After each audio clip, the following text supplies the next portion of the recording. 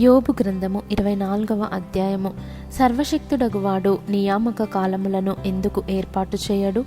ఆయన నెరిగియున్నవారు ఆయన దినములను ఎందుచేత చూడకున్నారు? సరిహద్దురాళ్లను తీసివేయువారు కలరు. వారు అక్రమము చేసి మందలను ఆక్రమించుకొని వాటిని మేపుదురు. తండ్రి లేని వారి గాడిదను తోలివేయుదురు. విధవరాలి ఎద్దును తాకట్టుగా తీసుకొందురు. వారు మార్గములో నుండి దరిద్రులను తొలగించి వేయుదురు. దేశములోని బీదలు ఎవరికినీ తెలియకుండా దాగవలసి వచ్చెను. అరణ్యములోని అడవి గాడిదలు తిరుగునట్లు బీదవారు తమ పని మీద బయలుదేరి వేటను వెదకుదురు. ఎడారిలో వారి పిల్లలకు ఆహారము దొరకును. పొలములో వారు తమ కొరకు గడ్డి కోసుకొందురు. దుష్టుల ద్రాక్ష తోటలలో పరిగా ఏరుదురు. బట్టలు లేక రాత్రి అంతయు పండుకొనియుందురు.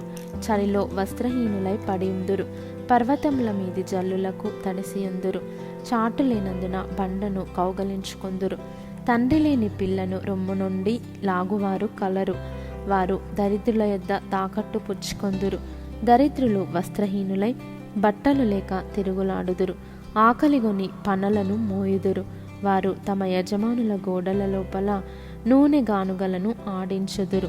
ద్రాక్ష గానుగలను త్రొక్కుచు దప్పిగలవారై ఉందురు. జనముగల పట్టణములో మూలుగుదురు. గాయపరచబడిన వారు మొరపెట్టుదురు. అయినను జరుగునది అక్రమమని దేవుడు ఎంచడు. వెలుగు మీద తిరుగబడువారు కలరు. వీరు దాని మార్గములను గుర్తుపట్టరు. దాని త్రోవలలో నిలువరు. తెల్లవారునప్పుడు నరహంతకుడు లేచును. వాడు దరిద్రులను లేమిగల వారిని చంపును. రాత్రి అందు వాడు దొంగతనము చేయును. వ్యభిచారి ఏ కన్నైనను నన్ను చూడదనుకొని తన ముఖమునకు ముసుగు వేసుకొని సంద చీకటి కొరకు కనిపెట్టును. చీకటిలో వారు కన్నము వేయుదురు. పగలు దాగుకొందురు. వారు వెలుగు చూడనొల్లరు. వారందరూ ఉదయమును మరణాంధకారముగా ఎంచుదురు. గాఢాంధకార భయము ఎట్టిదైనది వారికి తెలిసి ఉన్నది. జలముల మీద వారు తేలికగా కొట్టుకొని పోవుదురు. వారి స్వాస్థ్యము భూమి మీద శాపగ్రస్తము. ద్రాక్ష తోటల మార్గమున వారు ఇకను నడువరు.